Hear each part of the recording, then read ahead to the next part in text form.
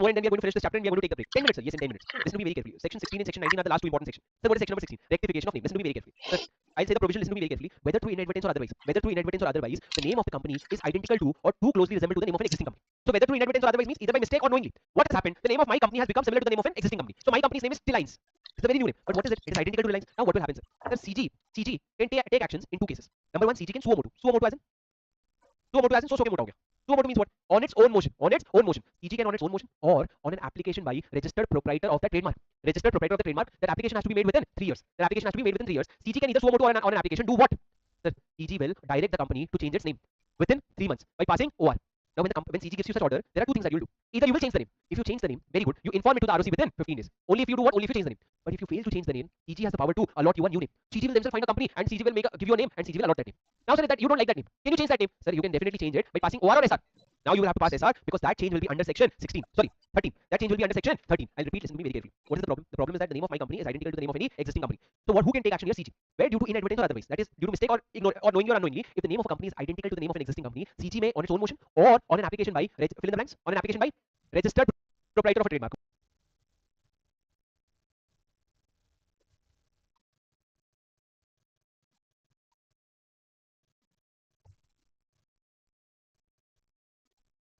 Within 3 years, CG may pass an order and direct that the company shall change the name within 3 months by passing OR. In such case, the company will change the name and intimate it to the AOA to the ROC within 15 days. But if the company fails to do so, CG will allot a new name. Can I change that new name, sir? Achha, suno, CG will allot a new name and CG will inform to ROC and ROC will issue a fresh certificate of incorporation. That means after 3 months, a name will come to your home. That was company from now onwards, you're not Reliance, you have a new name. Now, if you want to change that name, you will have to pass a special resolution and change it under section number 13. Guys, are you with me? Yes, sir. So, what is section number 17? Section number 17 says that, right? According to Section 16 of the Companies Act, if the company is registered for the first time under a new name, and the central government believes that the name of the company, whether original or revised, is identical to or similar to the name of the existing company, it may direct the company to change the name on its own or upon the application made by the proprietor of the already registered trademark. In such case, the company must change the name within 3 months from the date of such direction. After adopting the ordinary resolution for the purpose, application by the proprietor of registered trademark must be made within 3 years of the company's incorporation, and the registration of the within 3 names of the company's incorporation, registration, or the name change. In this situation, okay.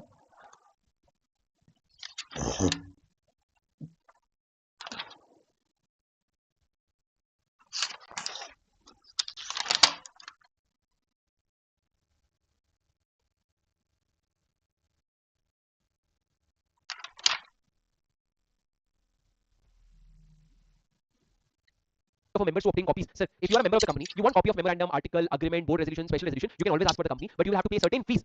If you pay the fees, the company will give you the documents within 7 days. Within how many days, sir? 7 days. If the company fails to give the document, company will be liable for a penalty of 1,000 rupees per day up to a maximum of 1 lakh rupees. 1,000 per day up to a maximum of 1 lakh rupees. Sir, are penalties important? Not so much. Penalties are not so much important. Yes, okay, important, but not so much. Okay. So next point. Section number 18. Listen to me very carefully. Sir, registration of a company already conversion of a company already registered. Sir, you don't understand this, but this section number 18 talks about what conversion. Sir, for example, you were an unlimited company, and now you want to become a limited company. Can you do this conversion, sir? Yes, sir. You can do this conversion also, but what is the process? The registration of fails to give the document.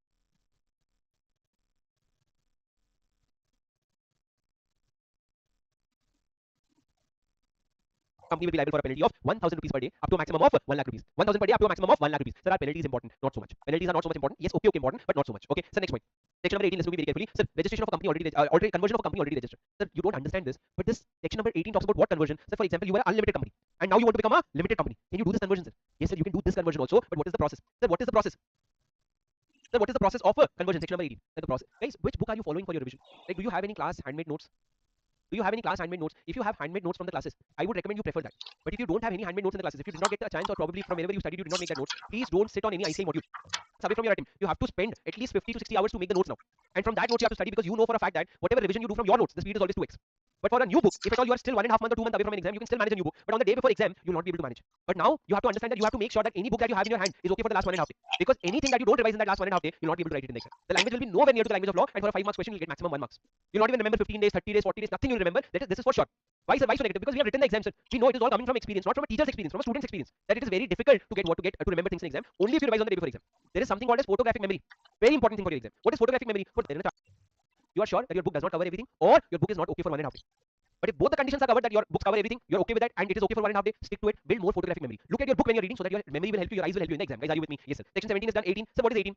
If I want to convert from a limited to an unlimited to a limited company, I can convert it as per the provision of this chapter. And then after conversion, I apply for a fresh CY. So this is not so important. But the last thing that is important, which I'll explain you by concept. So imagine this is my company, and sometime during the year, let's say 15 September 2026, I converted myself into an unlimited company. Sorry, my company was an unlimited company. Now I converted myself into a limited liability company. So if you do this conversion, no problem. But remember one thing: that before 15 September, whatever debts you have incurred, whatever liabilities you have incurred, whatever obligations you have incurred, that will all remain unlimited. Change will always be prospective. Change will always be prospective. That is, this will apply for the upcoming days, but retrospectively change won't happen. For all the debts, obligations, liabilities that you incurred, the liability will stay unlimited. But for future debts, the liability will become limited. Are you with me? Yes, sir. So when you convert yourself from one class of company to the other, please note that the debts, liabilities, obligations, contracts does not change. It continues as if there is no conversion. As if there is no conversion. I'm trying to use more language of law. The more you listen to it, the more you remember. Okay, guys. So let's move forward. Section 19 very easy, sir. Section 19 very easy. Look at me. Look at me. If you want to write along with me, please write along with me. This is going to help you revise easier. What is section number 19? Listen to me very carefully. The section number 19 says one point that a subsidiary cannot hold shares in holding company, and a holding company cannot allot shares to its subsidiary company. What did it say? Holding company cannot allot shares to subsidiary company, and subsidiary cannot hold shares in holding company. If at all there is an allotment or holding, such allotment or holding. There is a public company having the following numbers. Okay.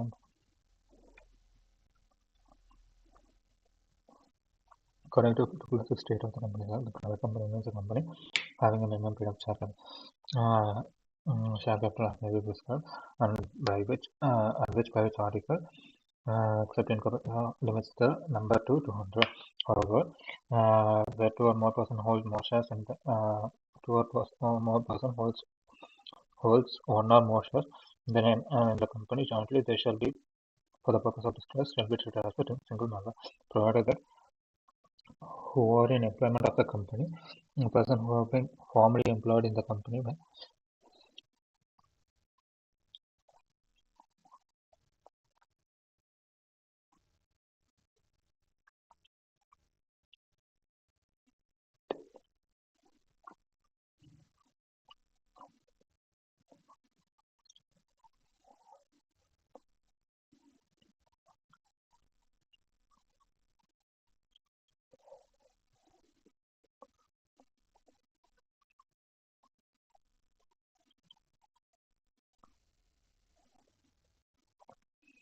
according to Regular 68, the private company means a company having a minimum period of share capital as may be prescribed, and which by its article restricts the transfer, restricts the number of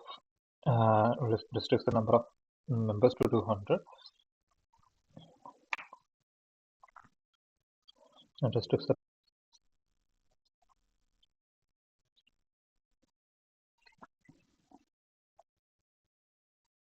Is going to be void. If at all there is an allotment or holding, it is going to be void. It is going to be void. Now listen to me very carefully. There are three exceptions to this. What are the three exceptions? Number one, I want you to try and recollect. I'm sure section 19, all of you remember. What are the three exceptions? Number one, the baseline is subsidiary cannot hold shares in holding company, but a subsidiary company can hold shares in holding company if it is holding as a legal representative of a deceased member of the company. Number two, if it is holding in the capacity of a trustee. And number three, where the subsidiary company became a shareholder even before it became a subsidiary. In that case, it can continue to hold the shares. So, three exception: number one, where you're holding it as a legal representative of the deceased member; number two, where you're holding it as a trustee; number three, where you were a shareholder even before you became subsidiary. In these three cases, you can continue to become a shareholder. But sir, tell me something. If I'm a shareholder, do I get voting rights? Yes, sir. Sir, as a legal representative, can I vote? Yes, sir. As a trustee, can I vote? Yes, sir. But in the third case, can I vote? What is the third case? You were a shareholder even before you became subsidiary.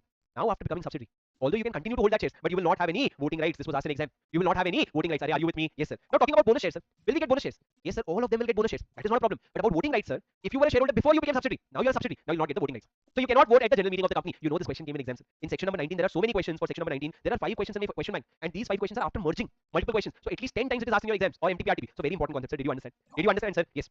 Coming to section number 20, very easy, sir. What is section number 20? Hello. I am company, you are shareholders. Sir, a company can send notice to the shareholder also. Subsidiary company not to hold shares in its holding company as on 31st March 2025.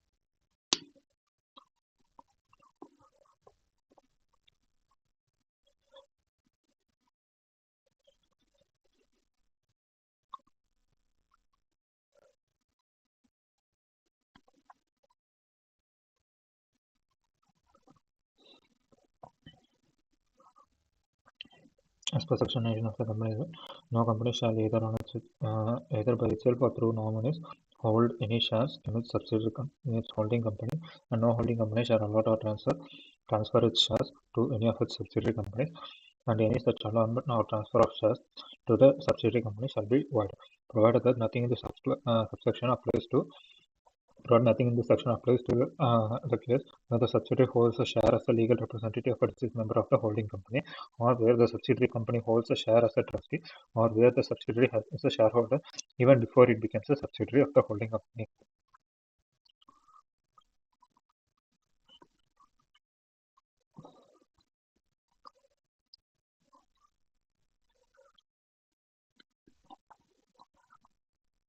As per section 19 of the Companies Act, no company shall either by itself or through nominees hold any shares or transfer its hold through its nominees hold any shares in its holding company, and no holding company shall no company shall either by itself or through nominees hold shares by in the holding company, and no holding company shall allot or transfer any of its securities, transfer its shares to any of its subsidiary companies, or any such allotment shall be provided that nothing in the subsection shall apply to where the subsidiary holds such shares as a legal representative of a deceased member of the holding company, where the subsidiary company holds the shares as a trustee, where the subsidiary company is a shareholder even before becoming subsidiary. However, the subsidiary company referred in the preceding proviso has the right to vote in the meeting of the holding company as only in respect of the shares held by it as a legal representative of the trustee.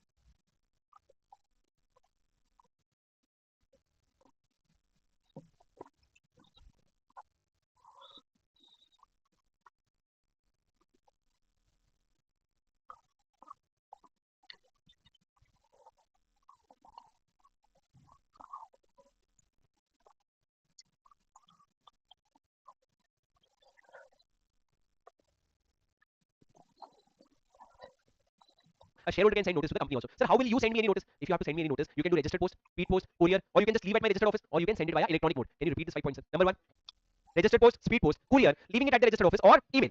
But if the company has to send you something, for example, notice of the general meeting, I can do these 5 things and plus one more thing. One more thing is normal post. Sir, what is the difference between normal post and registered post? The normal post is relatively cheap, registered post is relatively costly. What is the difference, sir? In normal post, whether you received it or not, there is no proof of delivery. But in registered post, there is always proof of delivery. Are you with me? Yes, sir. Now I can send you notice, you can also send me notices. There is one question, sir. Sir, do you know notice for a general meeting? It has to be served how many days before the general meeting? 21 clear days. Now, sir, for example, there is a deeming provision. What is the deeming provision? If a company is sending, listen to me very carefully, if a company is sending notice of a general meeting via post, it is deemed to be served within 48 hours of giving it in the post. Whenever I give it to the post, it will be deemed to be served within 48 hours. Are you with me? Yes, sir. Now listen to me very carefully. There is a special company about provision about Nidhi company. What is that special provision about Nidhi company? Sir, there is a beautiful question on this concept, sir. Hello, sir. Should a company send notice to all its shareholder? Should a company send notice to all its shareholder? 100%, sir. But in case of Nidhi company, you can take a minute to mute it. Remove.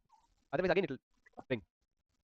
Okay, good. Now listen to me very carefully, please. Sir, you are my shareholders. Each and every one of you has a right to receive a notice. But sir, sending notice is 50 rupees. You have invested 50 rupees in my company. What nonsense? You're for 30 rupees and sending 50 rupees notice. So for Nidhi company, we gave an exception. In Nidhi company, we said that, hello, Nidhi company, please divide your shareholders into two parts. One small shareholder, one big shareholder. If this is a small shareholder, for you, I'll not send notices to you. For big shareholders, I'll send notice. But for you, I'll not send notice. But then sir, how will we know? For you, I'll do 2 things. Number 1, I'll put an ad in the newspaper. Both English newspaper also and vernacular newspaper also. Second, I will publish it in the notice board. Every Nidhi company has a notice board. In that, I will publish. From that, you get to know. If you get to know, very good. If you don't get to know, don't come. You come to the, you have invested 30 rupees. You come to the general meeting. You eat 5 samosas. That is 100 rupees. Who will give you so much of dividend, bro? If you don't want to come, don't come. But for you, we will put an ad in the newspaper and in the notice board. But how do we divide the small and big shareholders?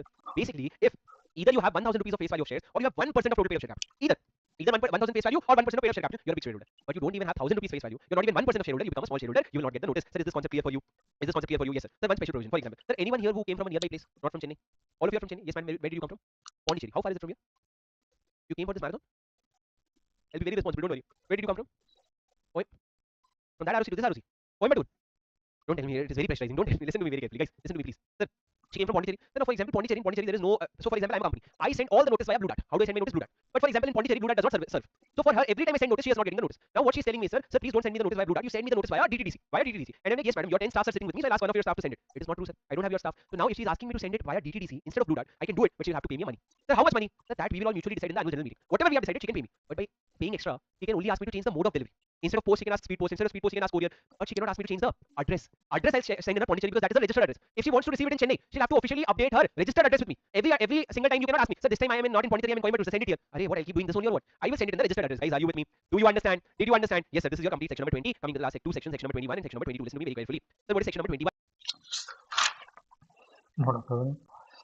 Service of documents. Service to the office. Service. A document may be served on a company or an office or an officer by sending the company officer by registered post, speed post, courier, by leaving at the registered office by electronic means or any other mode.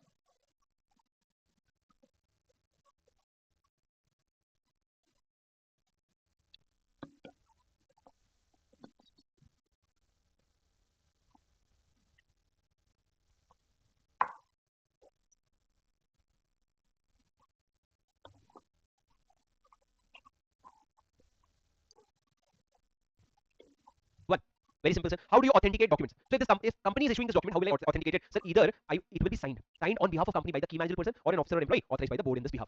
So my board might have authorized Shripal that Shripal, please sign this document. And if Shripal signs this document, it will be an authentic document. How will a document be authentic? Sir, if it is authorized by the key managerial person or officer or employee authorized by the board. Are you with me? Yes, sir. And the last section, section number 22. Sir, very important. There is one question about this section. And if you don't understand this section, you will not be able to attempt this question.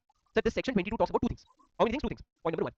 Sir, point number 1 is about bills of exchange and promissory note. Can anyone of you tell me what is bills of exchange and promissory note? It is a negotiable instrument. So point number 1 is about negotiable instrument. It says that a negotiable instrument shall be deemed to be accepted by the company if it is drawn by any person acting under authority expressed or implied. Sir, for example, Shripal, I'm the company. For the last 10 years, Shripal is signing all the negotiable instrument, all the promissory note on behalf of company who is signing Shripal.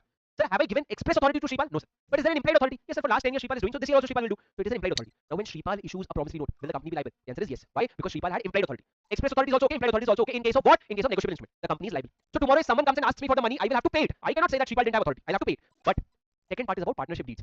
Law says that if Shripal has to enter into partnership deed on behalf of company, Shripal should have express authority. Implied authority is not okay. First point was about negotiable instrument, where implied authority is okay. But second point is about partnership deed, where implied authority is not okay. What is needed? Express authority. Guys, are you with me? Guys, are you with me? Yes, sir. So second point, what does it say? It says a company may, under its common seal, if so authorize any person to execute other deeds in its behalf in any place. This is about other deeds. What will you have to do, sir? You will have to expressly authorize. How will you expressly authorize? Sir, either you write it in the common seal, or you give it and sign by two directors or a director in CS. Do you know this update? Earlier there used to be common seal, but now common seal is not mandatory. Instead of common seal, you can get it approved by two directors or a director and a CS. But for executing deeds, what is needed? For executing deed, this thing is particularly needed. Only when a deed signed by an attorney who has express authority, then the company will be bound. I'll give you an example in this chapter ends.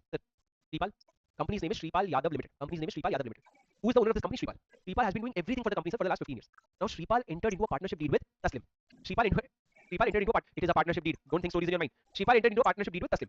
Now listen to me very carefully. Tomorrow, Taslim, the partnership firm incurred losses. Taslim came to the company and said, please give me some compensation. I said, as a company, why should I be liable?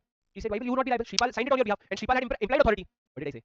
Company will not be bound. I said, why? I said, for executing partnership deed, express authority was needed. Did you ask Shripal if he had express authority? He should have had an authority letter. That authority letter should be signed by either under company's common seal or signed by two directors or one director and one CS. Did you see the express authority? Implied authority will not be valid in case of a partnership deed. Had it been a negotiable instrument, I would have paid because their implied authority is also okay. But for partnership deed, implied authority is not okay. Guys, are you with me? Yes, sir. Sir, did I do wrong with Taslim? No, sir. Ignorance of law is no excuse. If you are entering into a partnership deed, you have to be careful that you ask for the authority letter. If you are not asking for the authority letter, it is ignorance of law and it is no excuse. Guys, are you with me? Guys, did you understand? A company may authorize any person as an attorney to execute deed on its behalf in any place, either in India or outside India, but a common seal should be affixed on his authority letter, or authority letter should be signed by two directors of the company, or it should be signed by one director and the secretary. The authority may be either for a general, for any deeds, or it may be for a specific deed. A deed signed by such attorney on behalf of the company under the seal shall bind the company as if it was made under the common seal.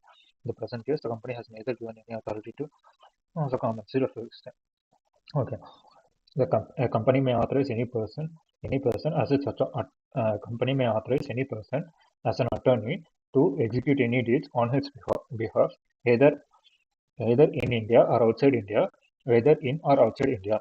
But a common seal has to be affixed on the authority letter, or the authority letter should be signed by two directors or by one director and a secretary.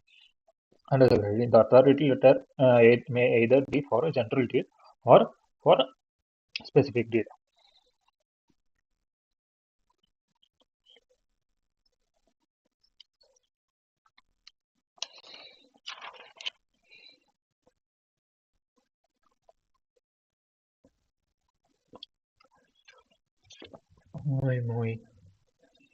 Okay.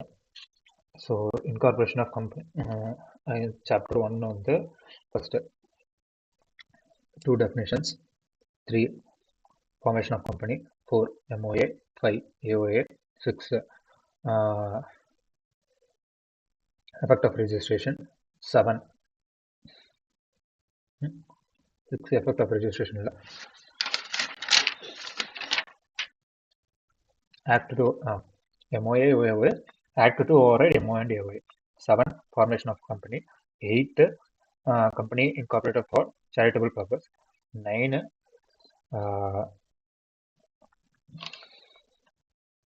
effect of registration. 10 effect of MOA and AOA, effect of registration of MOA and AOA. 10A commencement of business. 12 register office. 13 alteration of MOA. 14 alteration of AOA. 15 changes to be entered in all the copies of MOA and AOA. 16 change in the name of the company by the order of central government on application by the registered trademark. 16 17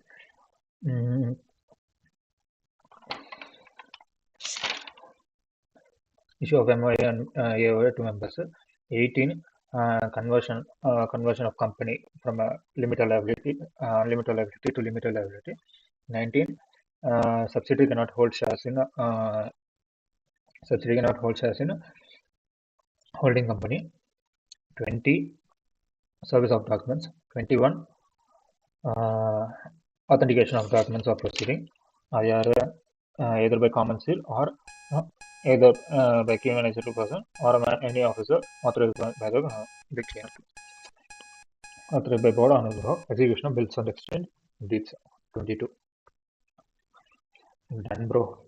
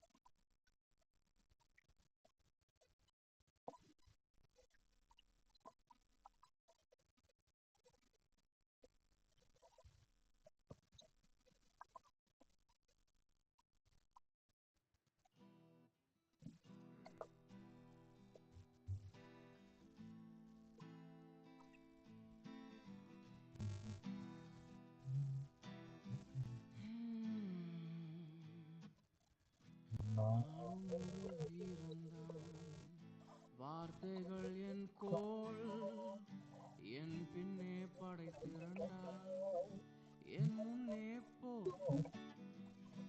அச்சம் ஒரு வார்த்தையா தெரியவே இல்லை, என் எதிரி ஓட்டமும் புரியவே இல்லை.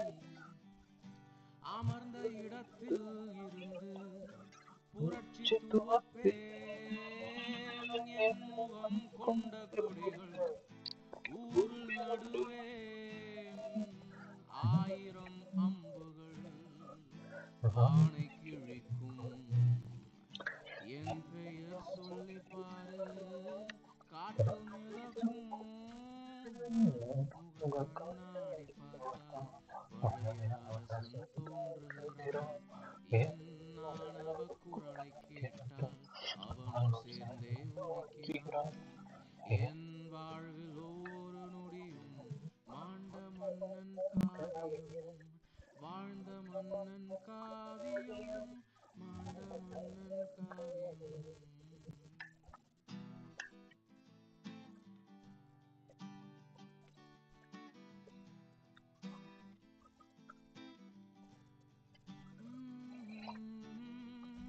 போர்க்களம் சென்று வந்து சினம் கொண்டேன், நாடை ஆள ஆசை கொண்டு மன்னன் கொன்றேன்.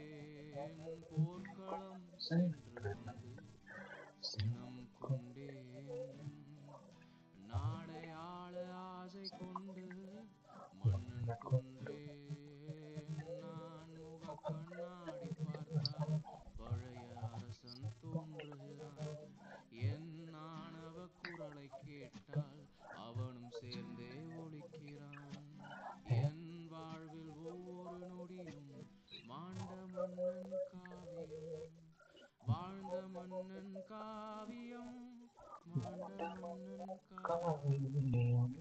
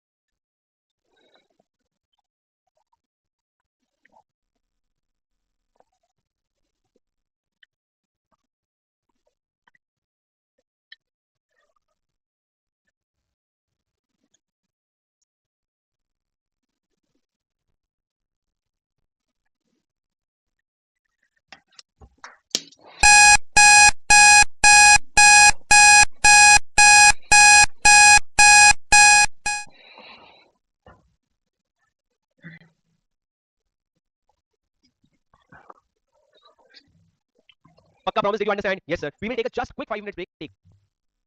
I'll show the question.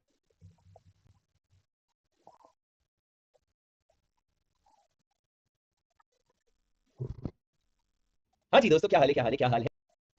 I hope you're all doing really well. And we are going to revise each and every chapter. So you can find that playlist chapter wise and watch whichever chapter you're not comfortable watching. Okay, whichever chapter you're not comfortable with, you watch that playlist and you'll be able to get your comfort. Okay, guys, are we ready to start this revision?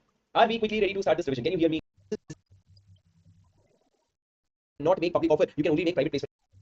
Public at large, and private placement is what we will study in section number 23. Talks about public offer and be okay. Wait for it and I'll be back. Okay. Now listen to me very carefully, guys. So what is section number 26? Section number 23. Section number 23 talks about public offer and private placement. So what is public offer? What is private placement? So public offer is where you go to the public at large, and private placement is what we will study in section number 42. So basically, if you're a public company, how can you raise money? Sir? If you're a public company, you can go for public offer also or private placement also. That is public offer as in through prospectus to public. But however, in case of a private company, you cannot make public offer. You can only make private placement. You can only do private placement. Now the question is, what is public offer? Sir? So public offer means IPO, FPO, OFS. Everything will be considered as public offer. Initial public offer, further public offer, and offer for security. All these things will be considered as public offer. So this is the point. The only point that you have to understand here is public company can make public offer also, private placement also, but private companies can only make private placement. They cannot make public offer. After that, coming to the next point, security. So what is the definition of security? So basically, security, and you have to ensure that you remember this. Securities includes bonds, debentures, shares, and units of mutual funds, units of collective investment schemes, and a lot of other things. But one thing is not included in security, and that is security shall not include a unit-linked insurance policy. So unit-linked insurance policy, the units of ULIP will not be considered as a security. This might come in your exam as an MCQ.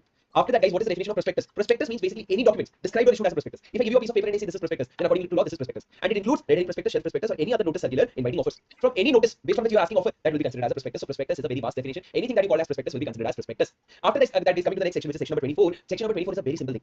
It says that if you are a listed company, or if you are in the process of listing, if you're a listed company or in the process of listing, then for laws relating to issue of securities or transfer of securities or non-payment of dividend, if there are laws to be made relating to that, you have to go and follow SEBI. You have to go and follow SEBI. You have to go and follow whom? You have to go and follow SEBI. Are you with me? Are you with me? So you will have to go and follow SEBI in case where there are issues relating to issue of shares or transfer of securities or non-payment of dividend. In that case, you will have to go and follow SEBI. You will be regulated by SEBI. So not an important section. Now coming to the next section, which is not even that important but relatively easy. Sir. So what is section number 25? Section number 25 says it talks about deemed prospectus. So what is the provision? It says that if a company allots any shares with a view that, with an intent that such shares will be offered for sale to public. If a company allots any shares with a view that such shares will be offered for sale to the public, then the document through which such offer for sale is made, that document will be deemed to be a prospectus. The document will be deemed to be a prospectus. So a document through which offer for sale is made will be considered as a deemed prospectus. So what did I say? When the company allots the shares with a view that such shares will be offered for sale to public at large, then the document through which such offer for sale is made will also be deemed to be a prospectus. Now, so there is a point that with a view to offer for sale such shares to public, with a view, the company has to be of a view that it is going to be offered for sale to public. Then how do you prove that view? So law takes two presumptions. Law says in two scenarios we are going to presume that the intent was to make offer for sale. So what is that two scenario? If you look at that, the two scenario is that number one, the offer for sale is made within 6 months from allotment. As soon as the company made allotment, the OFS was made within 6 months. That is clue number one. And clue number two is that whenever the offer for sale was made, the whole consideration has not been paid. So when the company gave you an allotment and you made the offer for sale, when you made the offer for sale, you are not given the full consideration. In which case, what will happen? In which case, it will be presumed that the intent was to make that offer for sale. There was no other intent. There will be a presumption, but that presumption will be unless the contrary is proved. Okay. Now, so what will happen if this is a prospectus? So you said that this OFS document will be considered as a prospectus. How will it affect? So the effect will be, so section number 26 will apply. What is 26? Matters to be stated in the prospectus. Section 34 will apply. What is 34? It's criminal liability. Section 35 will also apply. What is section 35? 35 is civil liability. So all these three sections will apply. And so the person named in the OFS, whatever person is named in the OFS will be deemed to be directors of the company. They will be deemed to be the directors of the company. So basically, these are the things that is going to happen. Now after that, listen to me very carefully. So now once you have decided that the document through which offer for sale is made will be deemed to be a prospectus, now what you have to do? So whatever is to be stated as per section 26, that you will have to definitely state in the prospectus. But apart from that, you have to state two additional matters. You will have to state what is the net amount of consideration received. What is the net amount of consideration received? And number two, what is the time and place at which the contract for allotment of securities may be inspected? Number one, what is the net amount of consideration received? And number two, what is the time and place at which contract for allotment of said securities may be inspected? So number one, net amount of consideration. And listen to me very carefully. If you do not listen to me, you are not going to be able to remember it. You're not going to be able to remember it. Please listen to it very carefully. What did I say? I said that so the net amount of consideration received and number two, time and place for which the contract for allotment of the said securities may be inspected. So time and place you will have to give. And the last one, so please listen to me. Who will sign this deemed prospectus? In case of a company, it will be signed by at least two directors, and in case of a firm where there are partners, it has to be signed by at least half of the partners. At least half of the partners means what? If there are 10 partners, out of those 10 partners, at least 6 of them will have to sign. No, sir. At least half means out of 10 partners, 5 at least will have to sign. Even if 5 people sign, it is fine. Okay. Remember that. At least half of them have to sign, and this is the concept of deemed prospectus. So what is deemed prospectus? Which by naturally might not be called as prospectus, but because of the deeming provision, we are calling it as a prospectus. After that, guys, listen to me very carefully. What are the matters to be stated? Okay. Section 23 there. Public offer and private discuss the provision relating to private placement of shares in the company. Sir, it is 42 then no. Or is any offer to section 42 no.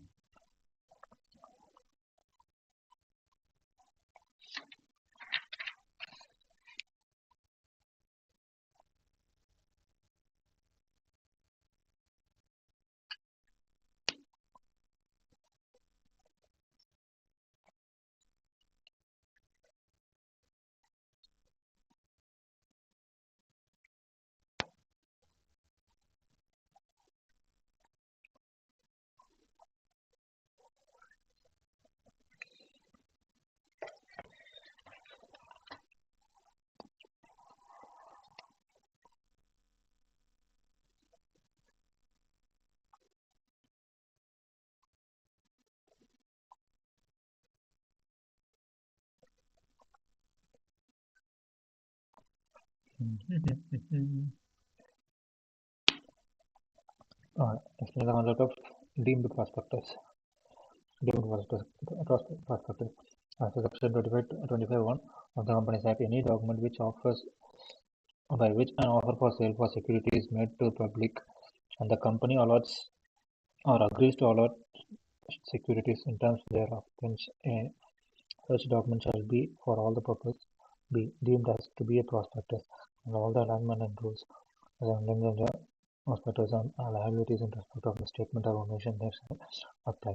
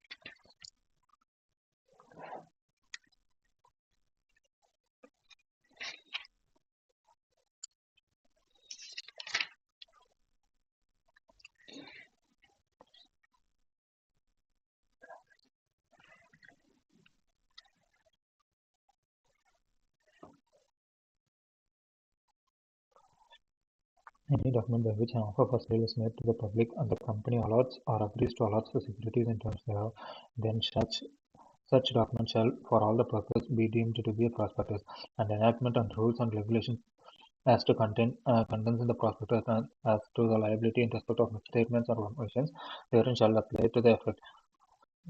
Where shares are debenture offered to the existing shareholders or by the way of right issue.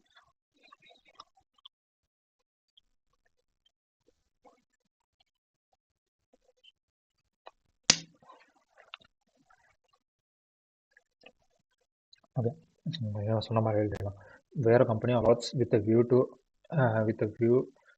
offer shares to the public, to offer shares via offer for sale to public by a document, then that document by which such offer for sale is made shall be deemed to be a prospectus. For this to what is with the view now, whatever has to be made with the offer for sale to be is made within 6 months from the date of allotment, the whole consideration has not been received. Once it is proved to be a prospectus, 26 section 26 34 and 35 will apply. Okay,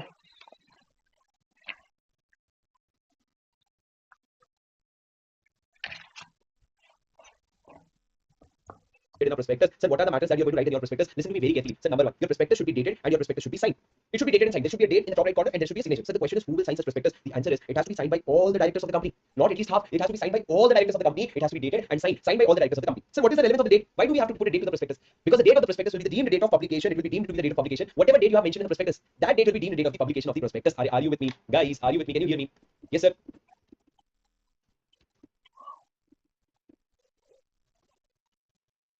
Okay. Sir, can you hear me? Yes. Kindly keep participating. Sir, please tell Raja in English. Okay, Raja, in English.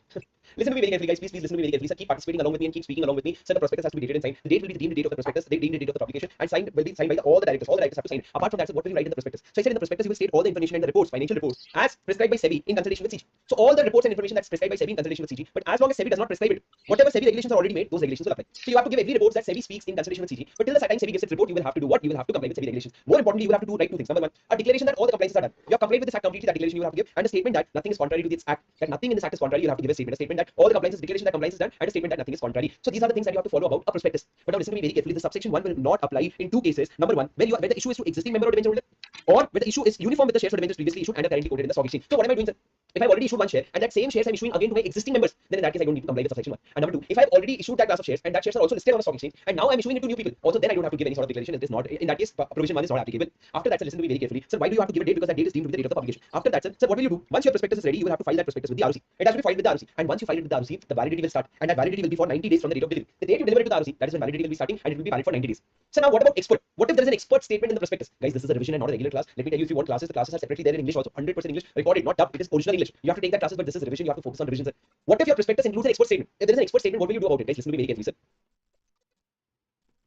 If your prospectus includes expert statement, listen to me very carefully. In that case, you have to ensure that the expert is not engaged in the promotion, formation, or management of the company. Number two, the expert has given his written consent, and such written consent is not withdrawn by the expert. And a statement to that effect, a statement that the expert has given his written consent and not withdrawn such consent, will be written in the prospectus. So I said three things. Number one, the expert is not engaged in the promotion, formation, management of the company. Number two, the expert has given his written consent, and such written consent is not withdrawn. And number three, a statement to that effect is included in the prospectus. If all these three conditions are satisfied, you can comfortably include an expert statement also in the prospectus. This was your section number 26. Now coming to the section number 27. So they have been asking.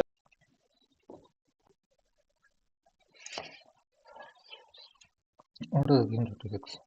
Every prospectus issued by or on behalf of a public entity, either with reference to formation or subsequently or by a person who has been engaged interest in the company, shall be dated and such.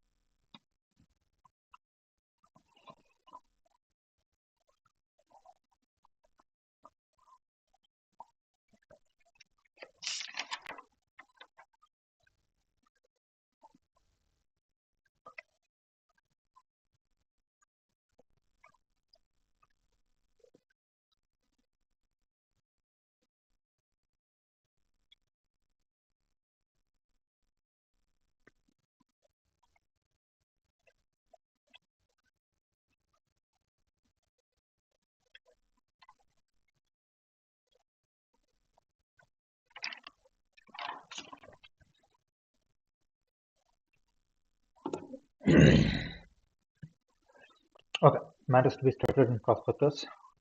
First, a prospectus must be dated and signed. First one, the prospectus should be dated and signed. It should be signed by all the directors. Next one, it should include all the information as requested by SEBI. Shall include all the financial and non-financial information in relation with the central regulations as per SEBI norms. As per SEBI norms, okay. And the prospectus should include a statement saying that nothing contrary to the act is nothing in the statement in the prospectus is contrary to this act, SEBI rules and SCRA rules. Declaration on the compliance of the act. Okay. Next, once the prospect is ready, it should be filed with ROC. Uh, once filed, such prospectus would be valid for 90 days from the date of submission. Expert statement. In case if the expert statement need to be included in the prospectus, the expert should not be engaged in the formation management and formation or management of the company. He has given a written consent and does not withdraw his consent before filing to the ROC. Such statement to the effect is included in the prospectus. Statement to the effect is included in the prospectus. A lot of questions around this section. What is the section 27? Very easy. So you had issued the prospectus. Now in the prospectus, you had written some terms and everything. Now if you want to vary those terms, or if you want to vary the objects that you mentioned in the prospectus, so any variation that you have to do in the prospectus after allotment, you're doing it after allotment, then in that case, what you have to do, sir, in that case, 4 conditions have to be complied with. Number 1, pass a special resolution. Number 2, give a details of such resolution in the newspaper and website. Which newspapers and 2 newspaper, English language and vernacular language. Vernacular language as in local language. Of which area, sir? Wherever your RO is situated. So you will always give advertisement in 2 newspaper, English and vernacular. Vernacular will always be in the language where your registered office is situated. The third one being, you have to also give resolution details on the website. You will have to give justification as to why you're making changes. Number 3, sir, you're changing your objects, right? But you cannot use that money. You cannot use that money for dealing in equity shares of listed company. You cannot trade in equity shares of listed company. Number 4, all the dissenting shareholders, the ones who refuse, the ones who are not happy with the variation, will be given an exit offer. Who will give them an exit offer, sir? So the promoters or the shareholders of the company, and what will be the price of the offer? That will be as per SEBI regulation. That will be as per SEBI regulation. So basically, 4 conditions: pass a special resolution, publish the details in the newspaper and the website. Number 3, sir, you cannot use that amount for trading in listed shares or equity shares of listed company. Number 4, the dissenting shareholder will have to give an exit offer. Are you with me? Yes, sir. So these are the 4 conditions that you have to comply with. Now listen to me very, very carefully, please, guys. Listen to me very carefully. Sir, a few minor details, like, sir, you remember how you had to put an advertisement in the newspaper? That will be done in a format which is called as Form PS. Okay. The next point, sir. What is the special resolution all about? So the special resolution will be passed in a postal ballot. You know postal ballot, right? Section 110 of the Companies Act. So you will have to pass a resolution by a postal ballot, and in that resolution you will have to give all the details. What details, sir? The number of the amount raised, how much is utilized, how much percentage is achieved, how much amount is yet to be utilized, what am I changing the object for? Earlier, what did I used to do? Now what I'm doing, and why am I changing my business? What is the risk involved? All these things I have to give as I have to give for my special resolution. So basically, I have to tell a lot of details. Are you with me, guys? Are you with me? Yes, sir. These are the 4 conditions that you have to comply with. Section number 27. And I told you all the details. Like you will have to furnish PS1. You have to give all the details. The SR has to be passed in the postal ballot. And these are the 4 points that you need to remember. If you look at that book, I think this is the book that you must have. You can visit shubhamsinghal.com and you can get this printed for what you can get it delivered colored copy for 700. If you don't want to get the colored copy, take black and white. You go to any shop, they give you black and white for 450 or 500 rupees. But I think for 700 you should get the colored copy because the question bank is also color coded. And the most important part is for section number 27. You see 18 and 23. That means 2 questions are associated with section number 27. So basically that will help you. So not a single student should you go to the law exam without this book. This is absolutely mandatory for you. Okay, guys. Okay. Now coming to the next section.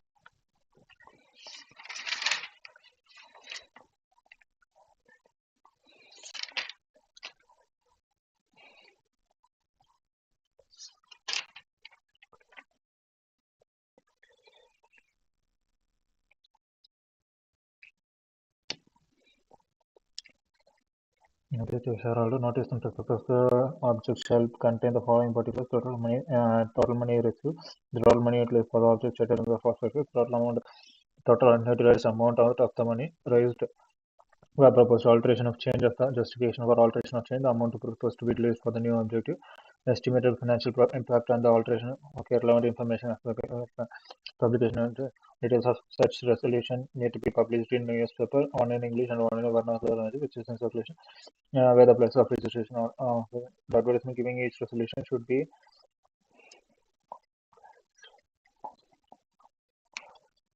dissenting shareholders shall be given an opportunity to exit the company by the promoters and the shareholders having control in accordance to SEBI regulations.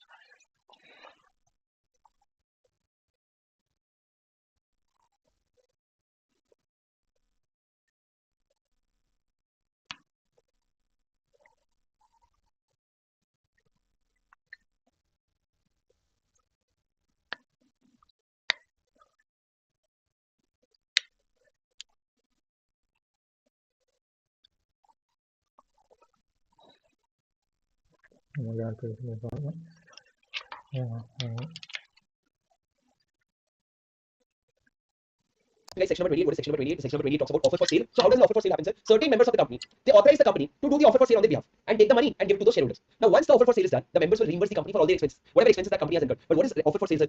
Where certain members of the company propose in consultation with the board to offer whole or part of the holding to public, then the members shall collectively authorize the company to take necessary action, and then they will reimburse to the company for all the expenditure. They'll give the reimbursement. Moreover, sir, so the document by which offer for sale is made to public shall be deemed to be a prospectus. It will be deemed to be a prospectus. Are you with me? Are you with me? Yes, sir. After that, listen to me. However, there are certain exceptions.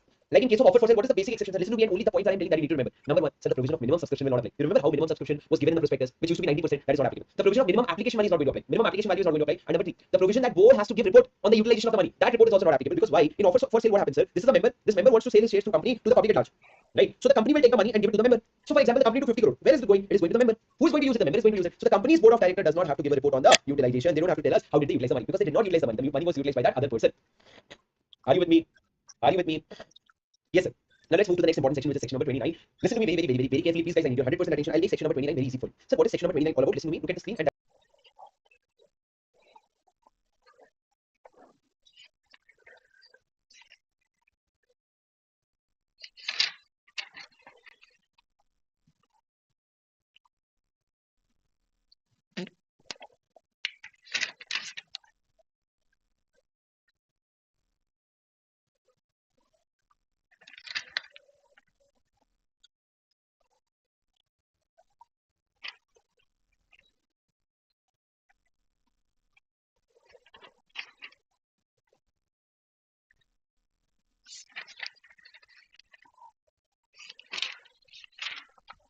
So offer for sale.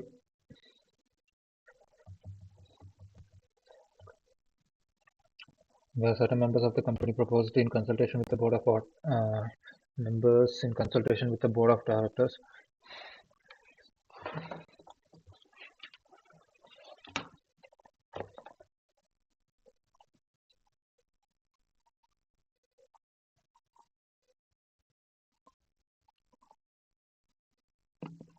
With board of directors to offer the whole or part of their holding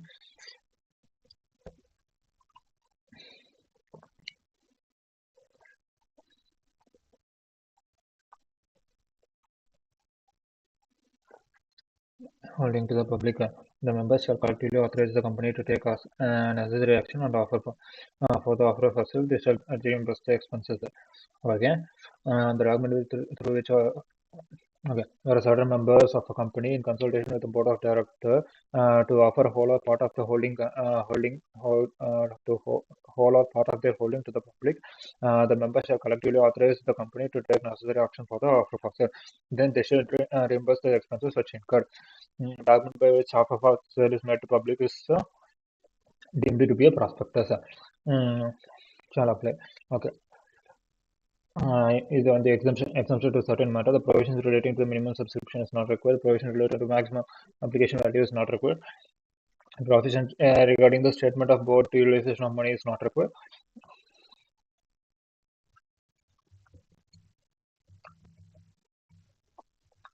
materialization. Okay, it talks about demat. Okay, now listen to me very carefully. Sir, one is listed company and the other one is unlisted company. Guys, for listed company, what we said was everything has to be demat, but who will take care of you? SEBI will take care of you. We don't have to worry about. But then for unlisted company, we divided into two parts. We first attacked public company and then we came on to private company. We said private companies. First, what did we say? That you can have your shares in demat form or in physical form, whatever you want. But sir, with effect from 2025, for private company also we have given a deadline and we are saying that no, boss, you cannot issue it in a demat. You cannot issue it in a physical form. The shares has to be in demat only. But for private company, it is yet to become applicable. So let's talk about public company. We are talking about UPC, which is unlisted public company. We said that the unlisted public company should issue all the securities in demat form. Whatever shares they are issuing, they should issue it in demat form and also facilitate dematerialization. As in or do any sort of right issue, etc. If you want to do these things, then please ask your promoters, your directors, and your key managerial person to get all the shares or buyback or right issue anything. Please ask your promoter, director, key managerial person to get their shares dematerialized. Are you with me? Guys, are you with me? Can you hear me loud and clear? Yes.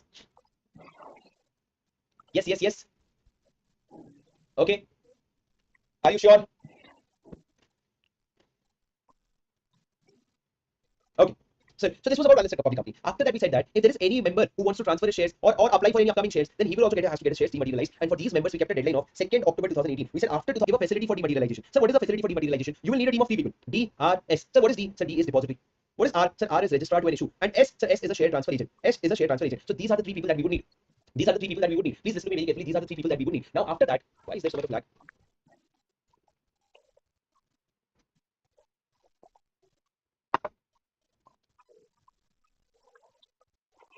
Yeah. Okay, perfect. All right, sir. So I said there are three people that you need to take care of. You need to take care of depositories. You need to take care of registrar to issue and share transfer agent. So you will have to give them fees. You have to give them annual fees, monthly fees. You have to give them deposit. Can anyone tell me, sir, how much security deposit has to be given? How much security deposit is to be given? Sir, whatever fees you are paying, two times of that fees. Whatever fees you are paying, 2 years fees, basically not 2 times. I would say 2 years fees will have to be given as a security deposit. And so the facility, you have to give this facility, and then you will have to inform every shareholder that, guys, we have given you a facility, and if you want, you can go to this people and you can get your shares dematerialized. Now, if anyone has any problem with these DRS, for example, if any shareholder has any complaint, then he can go and give his grievances to IPF authority. He can go and talk in front of IPF authority. They can go to the IPF authority and complain about the depository registrar or share transfer agent, and the depository registrar, the IPF authority will take action against them. Okay. So this is the whole provision of section number 29, which we understood in a scribble manner. You don't have to read these things. Whatever I told you, that is more than enough, and basically everything gets covered. Everything gets covered. Also, please understand that you will have to also obtain an ISIN number. What is ISIN number? International Security Identification Number, and that number will help you get what? That number will help you dematerialize your shares. Okay, guys. Now coming to the next section. So what is the next section? The next section is advertisement of the prospectus. So a very basic, not important section. So what is the prospectus? So if you are giving the advertisement of the prospectus, then you will have to share certain things which are written in the memorandum. For example, name and address. That everyone knows. But apart from that, object clause, so your liability clause, your share capital clause, your subscribers to the memorandum, all these details you will have to give in the advertisement of the prospectus. So in the advertisement of the prospectus, it is necessary to specify the contents of MOA as regard to object, liability, authorization capital, subscribers, number of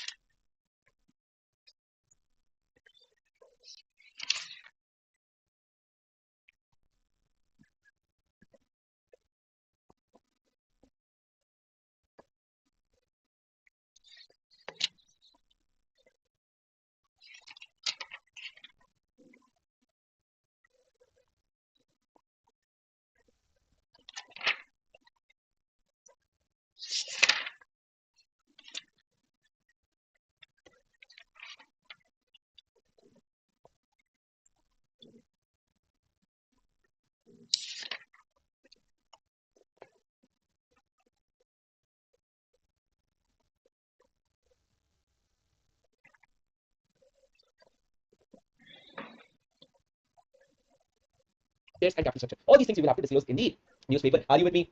Sir, are you with me? Yes, sir. After that, guys, what did I say? Let's move to the Hello.